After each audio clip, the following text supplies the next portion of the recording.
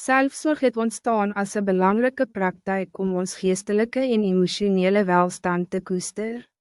Terwijl selfzorg verskeie vorme aanneem, het mode na vore gekom as een dikwels oor die hoof gesiene, maar noodzakelijke aspect van ons holistische benadering tot die verzorging van ons innerlijke self.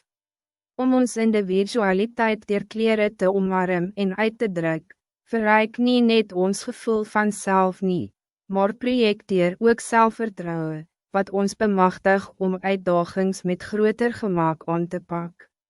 In hierdie video sal ons delf in die wereld van mode as een vorm van selfzorg, en die potentiaal van kleren onthul om jou selfvertrouwen en algehele welstand te verhoog.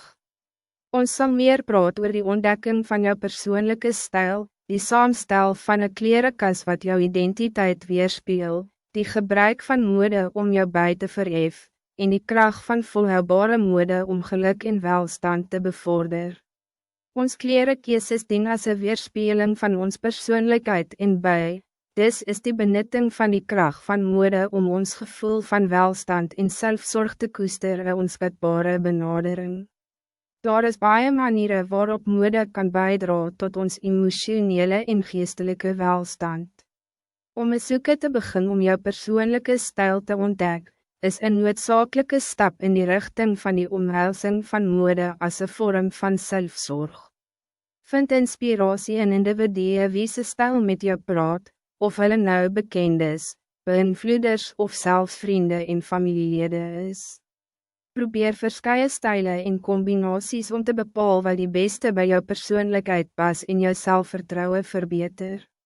Een gekurateerde klerekas wat jou authentieke self verteenwoordig, kan aansienlijk bijdragen tot jou emotionele welstand en selfvertrouwen. Jou keuse van kleren kan een directe impact op jou bij en emoties hê.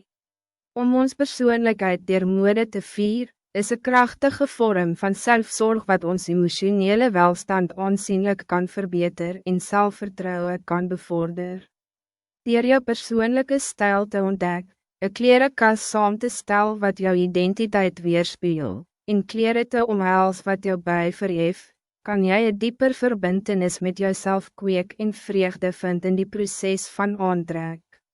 In ons komende video's sal ons die kruising van volhoubare mode en individuele uitdrukking onderzoek, die voordele van omgevingsvriendelijke materialen bespreek, die belangrijkheid van belegging in kwaliteit kleren, en hoe om jou kleren te stileer vir maximum impact met minimale omgevingsgevolge.